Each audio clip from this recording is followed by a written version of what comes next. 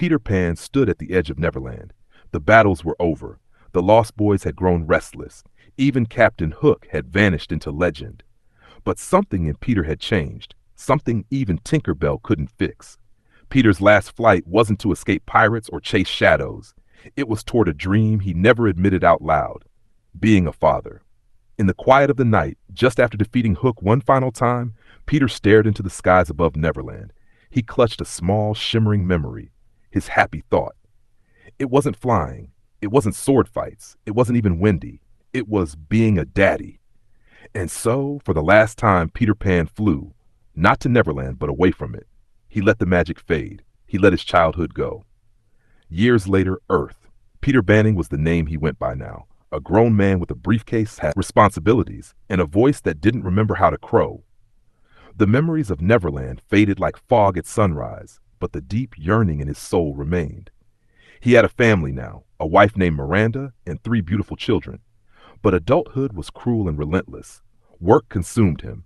His happy thought was buried under meetings and missed ball games. The magic was dying, and with it, so was his family. The separation hit hard. When the court ruled in favor of his wife and limited his visits with the kids, something inside Peter snapped awake. Not in anger, but in resolve. This was another Captain Hook. And like always, Peter Pan fought back. But this time, he didn't use a sword. He used a wig, glasses, and a Scottish accent. Enter Mrs. Euphigenia Doubtfire. The disguise was ridiculous. The plan was absurd. But Peter knew that sometimes, to save a child's heart, you had to play pretend. And if there was one thing Peter Pan never forgot, it was how to pretend.